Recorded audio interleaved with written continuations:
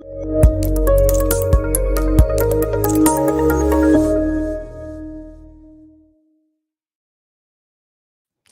guys, welcome to another episode of the Us People Show. I'm your host, Savia, and today I am abundantly humbled to have Noel Robinson here with me.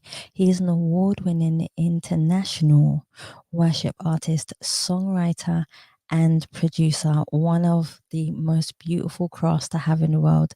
Noel, thank you so much for taking your time to come on the Us People Show. How are you? So good. Yeah, I'm just like really excited to be on the show with you, and that's a very warm intro. I love warm intros. It makes me feel comfortable. The intro is very warm. Thank It's you very really much. that's exactly what you are. That's exactly what you do. You know your purpose, and that in itself is a beautiful thing to be able to have.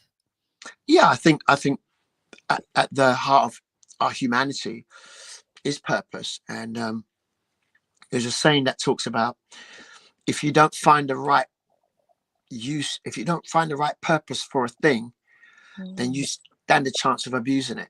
That's true. That's very You know, true. it's a bit like um, trying to turn a knife into a fork. Mhm.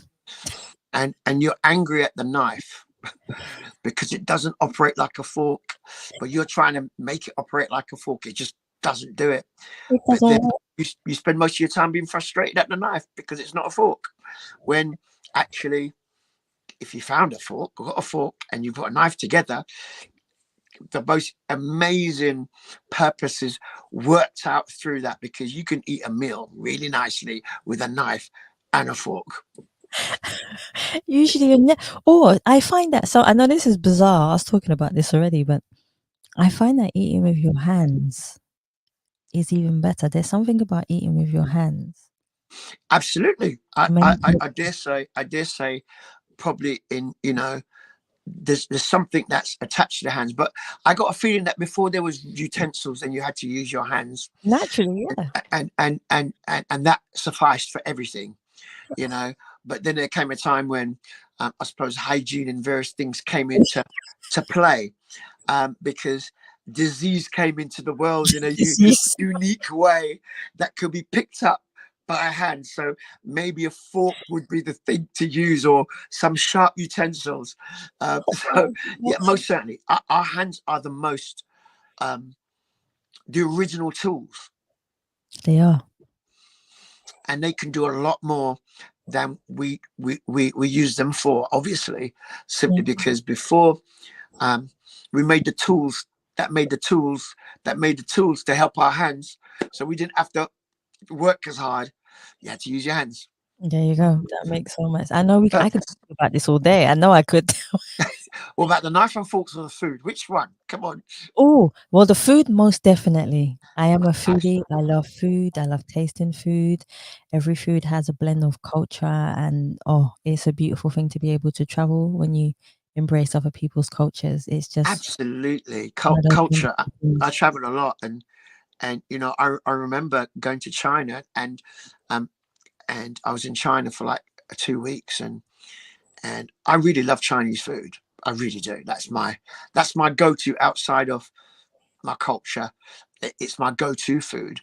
And but going to China and going to India, the Chinese and Indian food tasted different from the way it tastes in Britain. Yes, And I that's was true. like, something's wrong with this. This doesn't taste right. And they were like going, no, your one doesn't taste right, because Hmm. we're using the natural herbs and the natural things that we grow here. And then I was like, it's funny how I'm born in England and my culture can be so right, Exactly. because my culture speaks to me. I see it, I hear it, and I feel it. And it becomes um, my flow. It becomes what I do, how I speak, how I move, how I operate. And I go somewhere else and I'm willing to go, well, actually, what you do is not quite right, because back where I'm from, and it's not the natural thing, but this is how we do it. But culture is such an important thing, that the fact that as people, we can embrace different cultures, Yeah. and embrace people's individual idiosyncrasies, or their individual um, ways of doing things. My mum used to do things a particular way. I don't do it that way. It doesn't mean it's wrong, but I think we watch our parents and we see there's not a wrong or right. It's just our method of thinking and embracing things are totally different. Absolutely. absolutely. But as you get older, you might find people saying, "Oh my gosh, you're just like your mum." Oh Yeah, wow, I've heard that. just like I your dad. heard it. Yeah, I heard that. Oh, you just like your grandma, or you do things like Yeah, and, yeah, and that's because culture is seen, heard, and felt. yes, And the person that you've felt the most impacts you. The person that you've heard the most impacts you. The person that you've seen the most impacts you. that's And true. somehow that informs your culture Yeah, or your environment, your personal environment, on how you do what you do and how you are in particular spaces, simply because it's been informed to you, and so you act that out. And it works for the plus and for the negative. If you grew up in a house full of trauma, yeah, then most certainly in your life you're going to encounter trauma, and oftentimes you don't recognize it, because if you grew up in a dysfunctional place, the the slight thing is that you may become dysfunctional because this is the norm. yeah. And it just means that we have to always check, the culture of what we do, how we do what we do, um, and how that speaks to people, That because is true. that becomes a fact sheet for them. This is how I behave when this situation happens. This is how I behave when this happens. And young kids, impressionable people, not just young kids, go, well, that's the right way. But this is the thing. Even before I've even started asking you any of my questions, I love the fact that we're just randomly talking about random stuff. But I always find that regardless of what we see, the one thing I always say is everything in life is about the choices that we decide to make.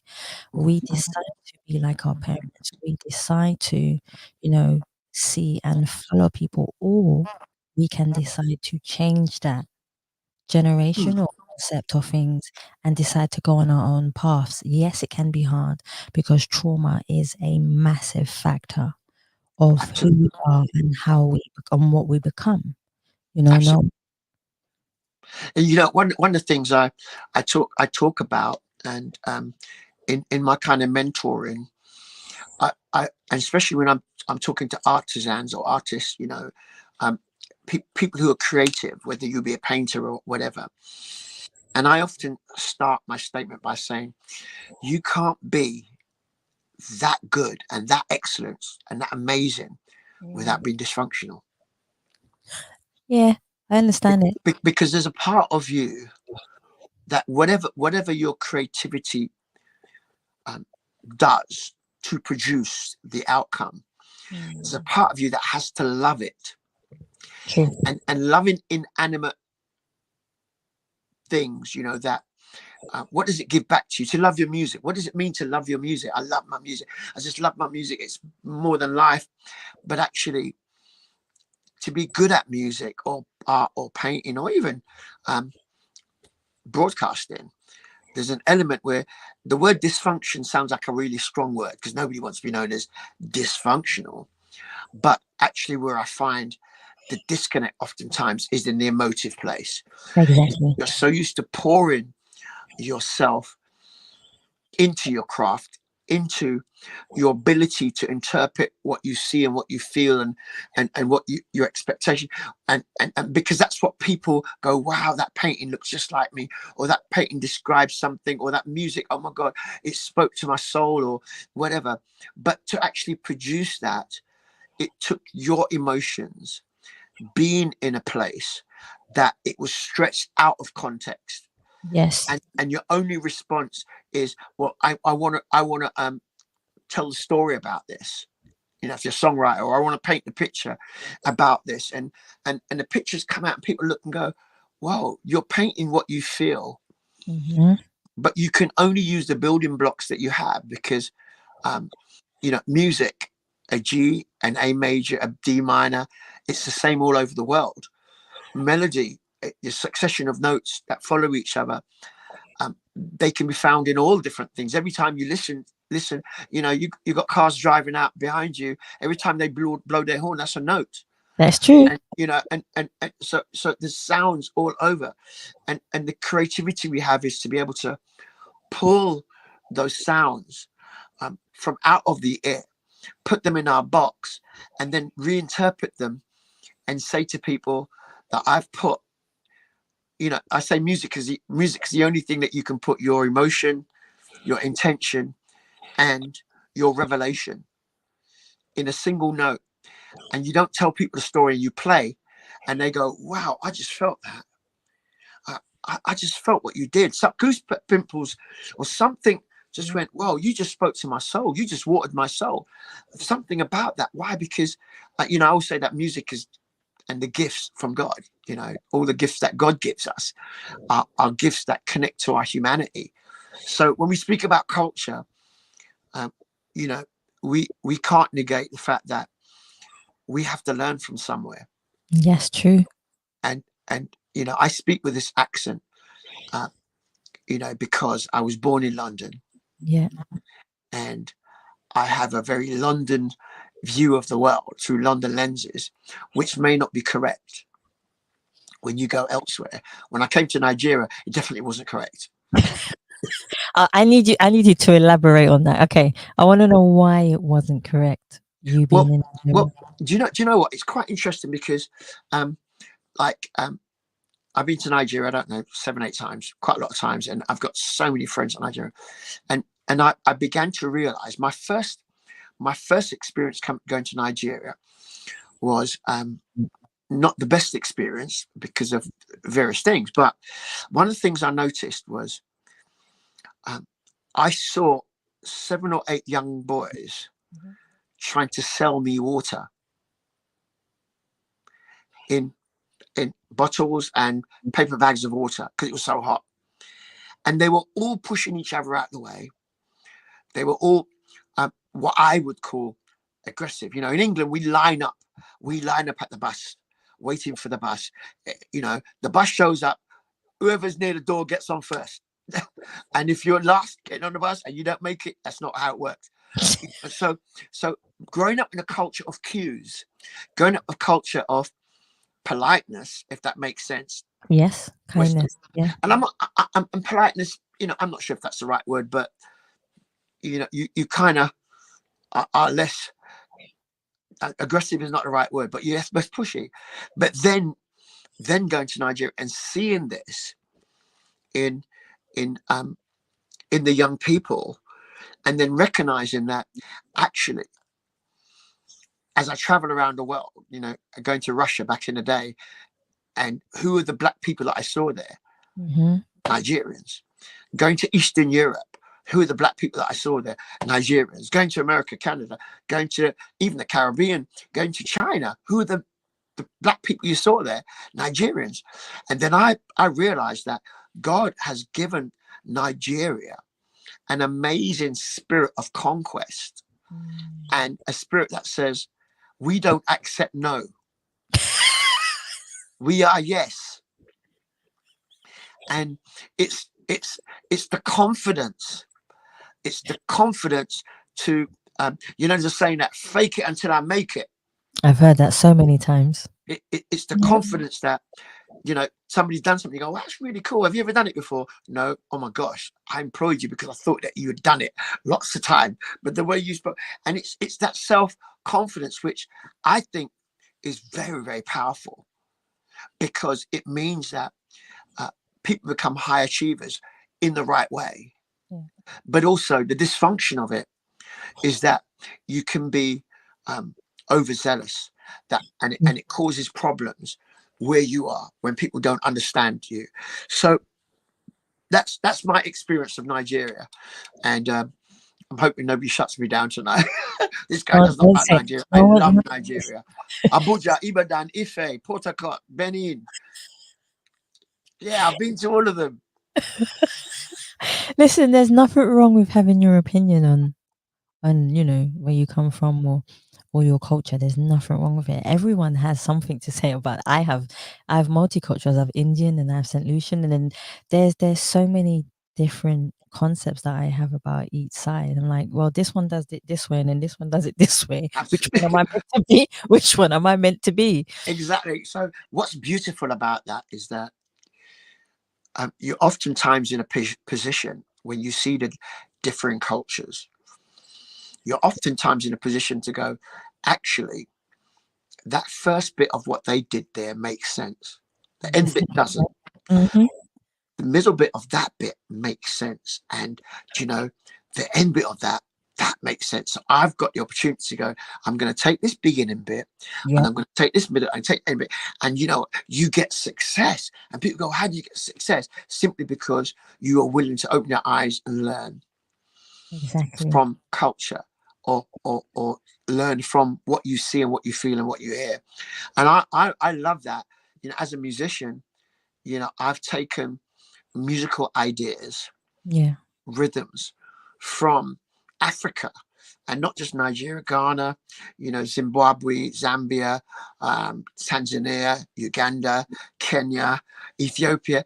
And I go, oh, this really sounds, I like this beat. I love this groove.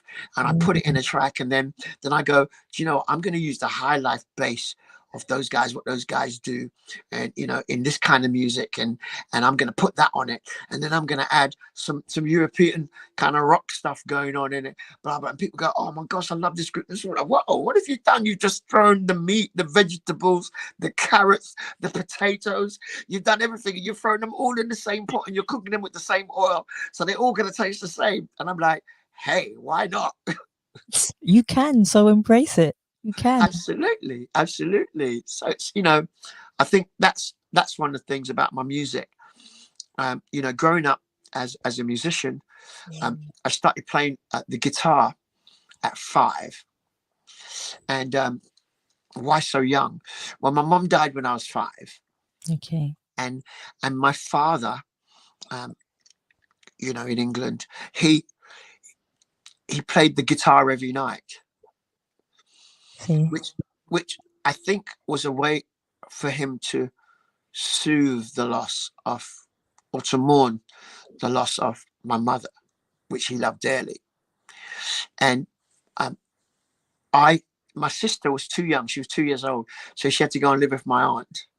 And my Okay. dad couldn't, but I stayed with my dad, and every night he would play the guitar, and I would watch him play and watch him sing, and he'd sing.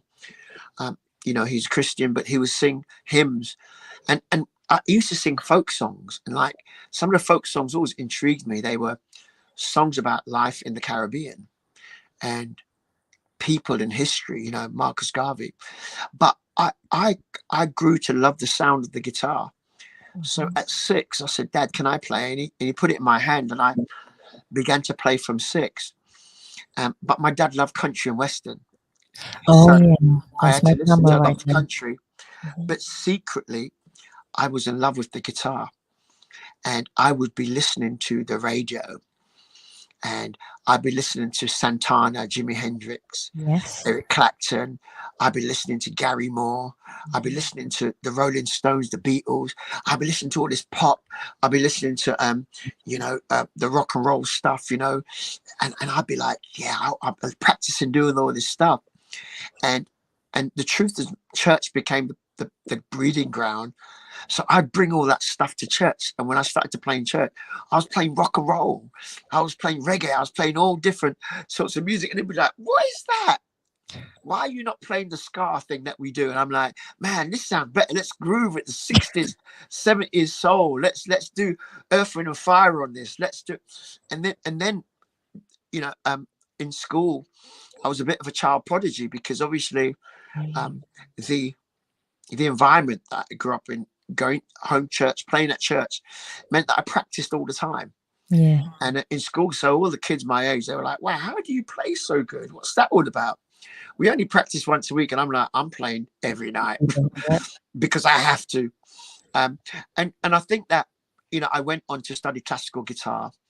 And then through my teenage years, um, early teenage years, I played double bass in an orchestra. So that became very important to me. And all the time I kept every time I learned a musical genre or style, whether it's Baroque and classical or modern classical, I would bring elements of it into my music, and I'll do the rock pop, and I'll do the R&B, I'll do the whole high dance stuff, and I would use that music and put my faith-driven content on it. So then you know, as the years progressed, I became a session musician, and I began to play for various pop artists. I was playing for people like Neo. I don't know if you heard of Neo. Yeah. I did some stuff with Neo, and then I was a Gloria Gaynor's. I don't know if you heard of Gloria Gaynor. I will survive. And Candy Staton,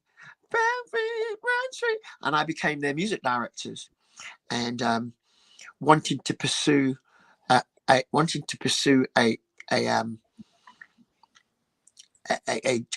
music as my thing. But then I have a faith moment where, you know, I suppose God speaks to me, as we put it, and you know, tells me that I want you to write songs about me, and I want you to sing about me, and I want you to do that for me, and I'm like going, I don't want to do that. That's mono subject. It's a mono subject. Like singing about God is like a mono. Those days it was like, well, you know, and then I had the opportunity to do a really, really life-changing tour, and it didn't sit right in my piece that I should do it, even though it was the greatest opportunity that would ever come my way. But then there was this voice inside saying, I remember when I said to you that I called you, and I went, wow, this must be a faith thing. So let me see what happens if I obey it. And I did. And I end up being my own artist, singing my own songs, playing on the biggest stages around the world, traveling from nation to nation, writing and doing albums and doing stuff like that, simply because when you follow your faith, and for me, you know, my faith is not something that I have written, because we can all have our own mantras, and we write, this is what I believe, this is what I, you know, that's all of us are. I call it the DNA of our physiology. I like that. We all have, I call it a worship chromosome. In some cultures, it's very apparent, much more apparent than others. You know, the Western culture, it's not as apparent as when you go east. That's true. And people are very worshipful to things that they deem sacred.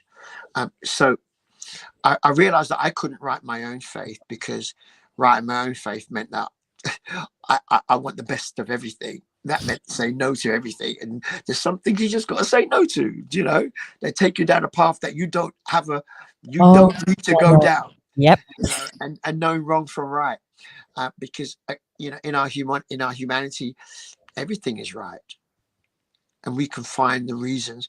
So I needed to find a faith that speaks to my limited faith, that I can line up my faith. And that came my faith walk with Jesus, reading the Bible, and understanding how to walk out my humanity with faith, which means that I love, and I'm generous, and I believe, and I care about those around me, less fortunate. And I think those are important. So I found myself writing about that, and encouraging people to live good lives. And, you know, people that come to my concerts aren't all Christians. They're people that just love good music.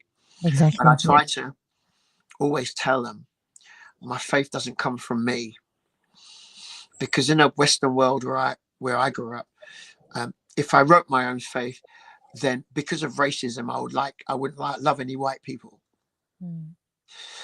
Because of different things, I may not like or care about people who are less fortunate, because the pursuit of success sometimes makes people lose touch with things that are real in their lives. But my pursuit of the faith that God gave me meant that the incredible stories in the Bible, and I shared one today about the Good Samaritan. Mm. And that's an amazing story. But I shared a kind of pseudo story of the man that was sitting on the side of the road that couldn't move, and how um, he had set out his like this journey. You know, he'd put the coordinates in the sat nav. He'd made preparation, he'd prepared enough food, he'd prepared enough money, he'd prepared the right clothes to wear, the right shoes to walk in, and he'd prepared his journey. And he began walking on that journey, and he was positive, focused. You know, things went by him. He wasn't distracted by things happening around him. He was just focused, going where he had mapped out my destination. And that's like so many of us in the reality of life, that we map out our destination. You know, growing up, I'm going to do this. And I always say that um, women map out some stuff, and I go, whoa, sorry to break it to you. See, they map out like, you know, by the time I'm this age, I'm going to be married, then I'm going to have kids at this age, I'm going to study, blah blah blah, I'm going to have my own business. And men go, I'm going to have my own business, I'm going to be making a lot of money, I'm going to be doing this, I'm going to be traveling, I'm going to do, my business is going to be this, and I'm going to have a wife, and I'm going to have 4 kids, and their names are going to be blah blah blah blah blah, and they're all going to look like this, and da da da da, and we're going to live here. And we make these plans in life. And you know what? Along comes the Bible story. Along comes robbers, because not everybody you meet on your journey are good people that wave you on your way and go, "Hey Yeah. mate, have a sec." He met robbers, and the robbers stole everything from him and left him broken on the ground. And for me, the robbers are, I don't call it people, but life. Mm. You know, we plan by our 30s that we're going to be this and we're going to be that. But at 25, sickness comes. Anything can come at any Anything time. can come. And, Yeah. and we go, "Oh, our dreams are dashed. Our dreams are broken." And sometimes we're that broken that we can't even help ourselves. I don't know if you've ever been that place. I have. I've been that place where I'm so emotionally broken that I don't know what to do. I call it a deer in headlights. You know, I'm just staring at, like, I don't know what to say. I don't know what to do. I feel the brokenness just taking over me. It's like the cracks, you know, the cracks start appearing. It's like, and I'm like, I think and, I and think I'm Noel, and I'm conscious of it. I think I call it, it's like a revolution of opportunity. That's what I call it. Oh wow, that's so cool. I Because love that. the reason why I say that is because so many people that I've spoken to or given positive insight to about life, just from my perspective of my my demeanor is always very calm, Yeah, and I always look at life from a bird's eye perspective. absolutely. And when people are going through a turmoil, as you say, Yeah, I always I always say to them, you know, it's an opportunity for you to step back and look at your life for a minute and sit in that silence. The turmoil isn't a bad thing, it's just about redirection and how yeah, you redirect yourself. But at that moment, us as human beings, we are so focused on the door that is closed rather than the one that is abundantly just opened for us. And usually, the door that opens for us is twice as big, but we don't realize yet because because of our fixation. And yes, you know, that's the story of that man. That's where I was. And then along comes the Good Samaritan. there you go. And the Good Samaritan can be, you know, in my own Christian faith, that's Jesus. But the Good Samaritan can be someone who goes, man, I see your brokenness. You look okay, but you're broken. You've lost everything. And it's somebody that goes, well, do you know what? I'm going to hold your hands. And it See? may be just for a season, because I'm also on a journey. And you hold their hands, you pick them up, and I call it incredible acts of kindness and generosity. Yep. And and the Good Samaritan walks with him to an inn, and he goes to the innkeeper, and it seemed like he knew the innkeeper because he was good for the money, right? And he goes, I want you to tend the wounds of this man. I want you to pour wine and oil and get him better. Yeah. And I'm going to leave some money with you. And on my way back, if you're spent over, I will pay what's owed. And I think in life that we have those moments where we are left broken, as you called it, a revolution. Yeah. And we look to somebody who walked past first, and we kind of go, please help me, please help me. And it's kind of, that's the door that's shut. And then we look, oh my gosh, that other door is shut, and we kind of go, why don't somebody help me? And if you, the Bible story is quite interesting because it's a Samaritan, and the man sitting on the floor is a Jew. Samaritans and Jews don't get on. They're actually opposed to each other. So in the story, you get your enemy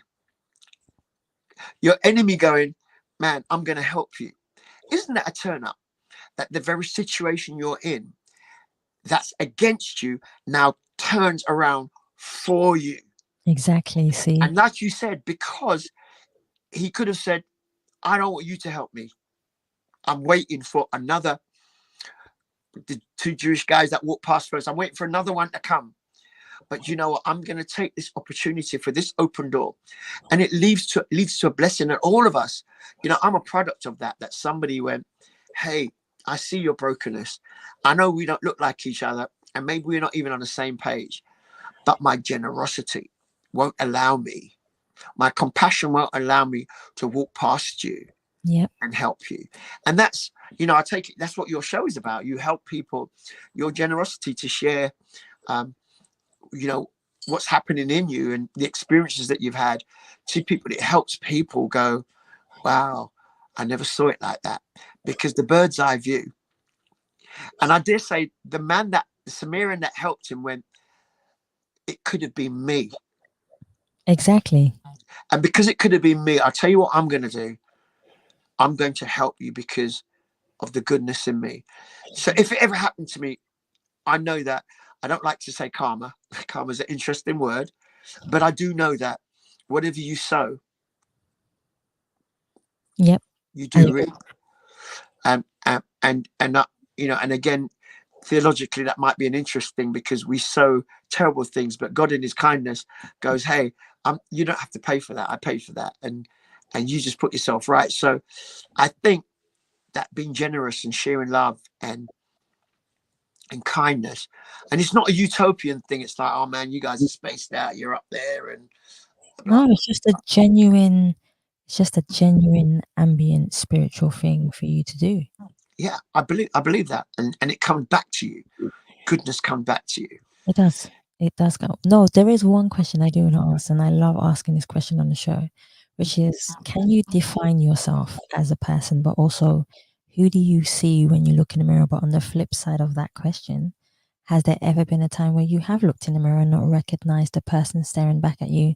How did you manage to go from being a person that you might not have liked seeing the reflection of to becoming Absolutely. who you are?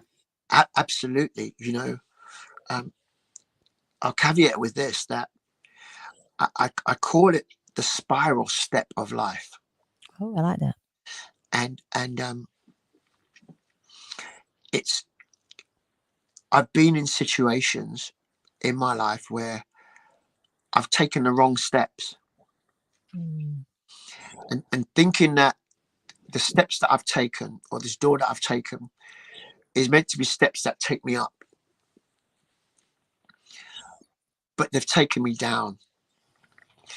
And the problem is, I didn't notice that I was going down until I was near the bottom. Yeah. Usually we go sideways Exactly. and we think we're still at the top. But as Exactly. we go sideways, it's like a triangle kind of Yeah, thing. I got you. I love that. And I've woken up, and waking up is not waking up from physical sleep. Yep. but waking up with a consciousness that says, what am I doing here? And I look in the mirror and I go, I don't recognize the guy that was at the top of the steps Yep. before he opened the door that says, please don't open. Before he opened the door that was actually locked, and he broke the lock to get in. And I've looked at myself in the mirror and gone, this is not me. And I've gone, I don't know how, because when I look at how many steps I'd gone down, it's funny when you get to the bottom, going down is easier. It's way faster. And it's way faster. And I look at the steps and I go, I can't even climb them steps. I don't have the strength. This man, Noel, who everybody may think is perfect, he's doing his stuff, but actually inside, he's got to rock bottom. Yeah. And I look around at the mirror and I go, this is not me. I need to get back. And my reality is that, the grace of God that allows me to take step by step back up to the top of the steps. And each step is hard because I'm letting go. I'm fighting against my natural humanity that says, no, this is a pigsty you're in. Stay there. Yep, I definitely understand. Just stay in this mess. You're okay there. And I'm like, but I wasn't created for this mess. I may be here, but I'm not created for it. And it's funny how you find a strength in my faith to walk back up those steps. And sometimes the steps, and every so often I look in the mirror and I go, I'm not what I should be, but I'm getting closer to what I know I should be. And when I get to the top of the steps, and I've been down many spiral steps, I learned a lesson, because the lesson is, if you don't learn the lesson, you go down the same steps. Yep, and every time you go down a little bit faster than you did before. Absolutely. And every time it's hard to climb back up. So that question that you asked is an amazing question, because beyond our own faith, we've got to have faith in something that can help us carry. Now, I put it like this, that, okay, imagine having a picture of what you know you should look like. Yes. And when you look in the mirror, you kind of go, I don't look anything like this picture. Do you know what? I'll tell you what, I need to change that about me. I need to get back to looking like this picture. And sometimes the thing that drives you up them steps, step by step, sometimes falling back a couple of steps and moving forward, is every time you're falling, you look at that picture, you goes, no, I need to look like this. I need to look like this. And you climb up. And if you permit me to say it, and it's a spiritual thing, that our own images of ourselves are sometimes warped. Very true. Because I call it's a bit like, how can the thing make itself? There must be a blueprint for the thing so that it can be built according to the plan. And I found that my destiny, my likeness, and what I'm supposed to look like, God's already made a blueprint for that. And the reality is that I just need to find that blueprint and allow him to shape me into what he knows I should look like. Because if I shape myself, I'm going to look like something that I'm not. Do you know what, Noah? I believe in life that all of our destinies are already shaped. Absolutely. and we discover it. Yeah, that's That's exactly so the it. discovery is the blueprint, and we kind Yep, of go, whoa, you know, it is. I'm Yeah, not supposed to this, and you kind of go, I need to align up with this blueprint. That's why self revelation is really important. Looking in yourself is really important, and seeing yourself as you are is really important. But what's amazing is that you don't have to measure yourself against yourself. You exactly. just have to find the blueprint of destiny, purpose. And once you find that blueprint, then you make the adjustments in your life to become like what that is. Can I share a quick story? Of course And you the can. quick story is that the glory of who you are is not in you making yourself. So glory has attached to it ownership and attached to it design. And imagine me taking you to a car factory, not a showroom, Mhm. a car factory. Let's take a car, a Mercedes. And what happens is I take you to the car factory and you show up at the first point and you're looking, you're going, this is not a car factory. I don't see any cars here. But what you see on the conveyor belt is a chassis. And you kind of go, that doesn't look like a car. There's no way I can drive that. That's just the empty chassis. And you kind of like go, all of a sudden you see some men busying themselves. They're laying the electrical cable in the Yes. chassis. Then they start to put body work on. And you're Yep. like, oh, it's starting to take shape. And you're looking, how do they know what to build? Because they're all on the same page. Well, actually, upstairs in the office of the general director, and there's a blueprint that says the car that you're about to build. Let's take a Mercedes S-Class 600, fully loaded, air-conditioned seat, you name it, the Is one that that you your want. car of choice? No. Huh? Is that your car of choice? Now I'm a Range Rover guy, but let's leave that one, right? So what happens?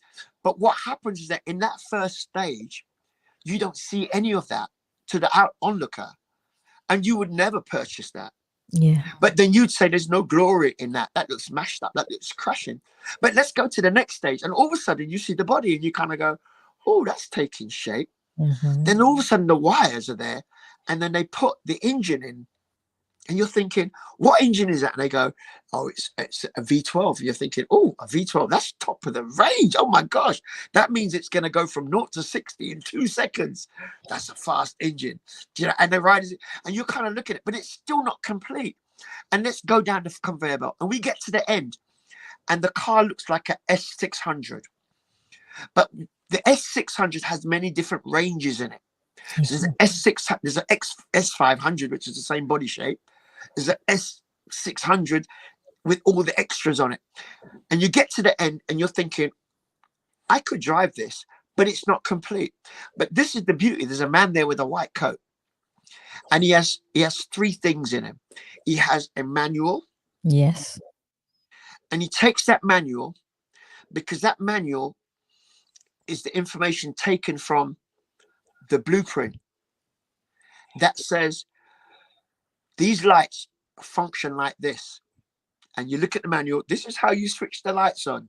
And if they don't work, check, this is where the fuse box is. And that manual is put inside the car. And then what happens, that man in the white coat goes, let's start the car. They start it, they hear the engine rev, and they go, whoa, this sounds absolutely amazing. But he still can't let it out the factory. Why? Because there's a last bit of identity. There's the V12 badge. Mm-hmm. That goes down at the side of the car. That's very visible by everyone. And then there's a Mercedes insignia. That car now drives out of that and sits in the showroom. And this is the powerful thing about this. That car becomes the glory of Mercedes. That Mercedes look at it and go, that's built exactly to the original specification. When that car, when you go and buy it, you are tapping into the glory of the creator who made you. And you drive out and you're driven out along the road and people look at you and go, wow, look at that car. Wow. And they're going, that's the glory of Mercedes. That's not the glory of the car. car didn't make itself. That's the glory of Mercedes. And then guess what? You're driving down the road a few months later and something happens to the car. You hear a knocking and you're going, Mhm. oh, something's not right here. And what happens is that you park on the side of the road. And actually, you have to look in the handbook and go, actually, I need to sort that out, because the handbook tells you what's gone wrong. Yep. And every so often you have to stop. And then guess what you have to do? You have to fix up Service so that yourself. you reflect Yep. the glory of Mercedes. This is how I live my life. I am the glory of God, my maker. I'm made after his image. And every so often I have to stop and go, no, fix up. Because I'm looking at the handbook and the handbook goes, this is how you're supposed to behave. I'm not behaving like that. So I need to put the right fuse in, sort out my life and get back. And when I put off and I'm working, guess what? People go, wow, look at that Mercedes S600 V12, fastest Mercedes on the road. Oh my gosh, the leather interior, the air conditioning. That is the glory of Mercedes. I share that story because all of us have to stop sometimes. Yeah, I agree. And we don't look at the mirror ourselves and go, I look all right. We kind of look at the blueprint and go, I'm not supposed to look like that. I need a service. That's what I say. I need a service. MOT, there you Yep. go. I need a service. So So good. I've only got two more for you now. Okay, And I'll answer them quickly. my second to last one is, when was the last time that you felt totally at peace with yourself? Now, I like that. That's nice and easy. I know yeah, sometimes in life people take a lifetime to find peace, but you seem to have found it. well, I think oftentimes it's like that saying, people look for happiness uh, rather than joy, That's true. because joy is something that's not defined by what's happening. You can walk down the road and have no shoes on your feet, and your clothes not good, but you're just joyful because, man, you found something that's inside you. Joy comes out. People look at you and go, man, you're broken. Why you got so much joy? Because you found a real joy inside. So peace is also like that. I shared the story of again, my faith. I hope you don't mind me sharing it. No, of course The not. story of the disciples in a boat, and a storm comes, and this storm is completely messing them up because it's so fierce that water is coming in the boat, and they don't have enough hands to get the water out the boat. They don't have enough to get the water out of the boat. And I can see the boat rocking around Mm. because they don't have an anchor and they dare not put the sail up. So wherever this storm is taking them, they're going. And they become very fearful. And one of them remembers that inside the boat, Jesus is asleep. And they go, how can we be doing this and he's asleep? Because Jesus is at perfect peace in a storm. And they knock, it's like, Jesus, there's a storm going on. We're nearly dying. We can't get this water out. We are drowning. The storm is going to wreck us. And Jesus goes, hey, I am the peace in the storm. And what Jesus does is really profound. Mm.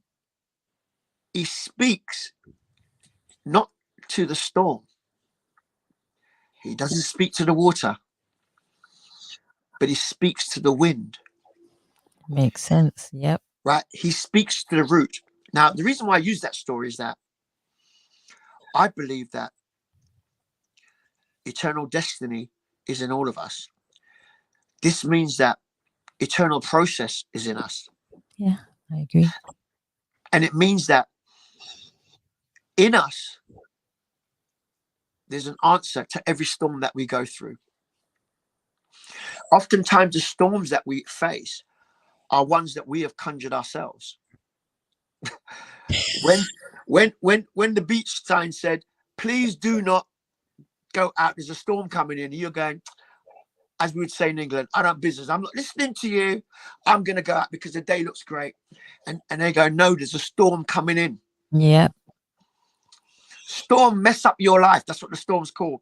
Messed up your life, messed up your finance, messed up your emotion. This is a factor 5 storm that's coming in. Please don't go out. And you're going, listen, you guys don't tell the truth. I feel like I want to go. And you go. I go that whatever storm we may find ourselves in, even if it's a self-sabotaging storm, in you is a voice, the voice of Jesus, that will speak peace to your storm if you wake him up. Yep. And some people might say it's the inner voice. So when you said, are you at peace? Is every situation around me perfect right now? No. Are circumstances that I'm looking at going, this is heavy, but I've got to deal with it. But am I at peace? Yeah. I like that. I've got somebody in me that's speaking peace. And this is the deep thing. He speaks peace to the thing that's caused it, not the effects. Yes. Because we like to deal with the effects of fallout. But he speaks peace to the root. And you can't see a root because you don't know. You're just like, man, this storm's happening. Why? And Jesus goes, that trauma that you had when you were this age or that age or whatever, I'm going to reveal it to you because I reveal to heal.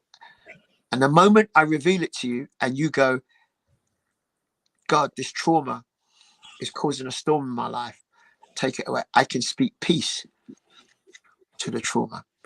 This is the message of Jesus, the God that speaks peace. I love that. And you know what? That's a beautiful way to actually end the show as well. Thank you so much. My last one for you is I would love for people to be able to connect with you, find your music, your albums, just embrace who you are as a person. Where can they find you now? Well, you can find me on my webpage, www.noelrobinson.com. You can also find me on Instagram, Noel Robinson UK. You can also find me on X, formerly known as Twitter, Noel Robinson UK. You can find me on Facebook as Noel Robinson, and you can find me on YouTube with my music. We've got a new song being released tomorrow morning called Breaker of Chains, and it's going to go out on YouTube, and it's Noel Robinson music page. And if you take a look at me now, you will be able to spot my picture, not the fake picture. Not the fake picture. I like that. Guys, go and support Noel. He does wonderful things. His songwriting speaks for itself. It's words of wisdom, but emotional connection to his faith, who he is as a person, and also his journey through life. And this is where I say, no, I want to say thank you so much for taking Thank you for having me. This show is so amazing. I'm going to be honest. It's so peaceful. You almost let me spell the beans on my whole life. Listen, You are amazing. You've done if I had another 2 hours with you, we would still be on here. I've got a feeling right? But you are so amazing. I want to say thank you for having me. It's a real honor just to just share a bit of my story and for you to have me at, just to have me on the show to do that. And thank you very much. Appreciate you. You're more than welcome. And this is where I say, guys, I want to thank you to listening and watching the Us People Show.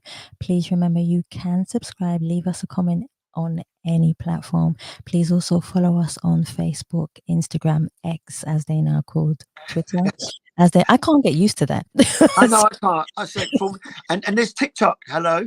Oh yeah, there's TikTok, and we have the whole shebang. But you can find me. Yeah, definitely connect with us with your host Savia Rocks every Thursday at 8 p.m. UK time on Apple TV, Fire TV, Free Food Channel 271, YouTube LCBN TV. Wednesdays Heart Songs Live, Tuesdays Us People Podcast, which is pre-recorded episode of the show. The website, which is Savia Rocks, www.savia.rocks, and also uspeoplepodcast.com.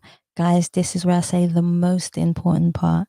Thank you for listening. Stay happy, stay positive, and as always, please continue to be kind to one another. Take care. Peace of mind, peace of mind, peace of mind. People say that having a peace of mind is trying to find a consistency of calmness within ourselves, to crave for a clarity that drives us through our emotional journey of life, to never let a person's judgment manifest into a fear inside of us.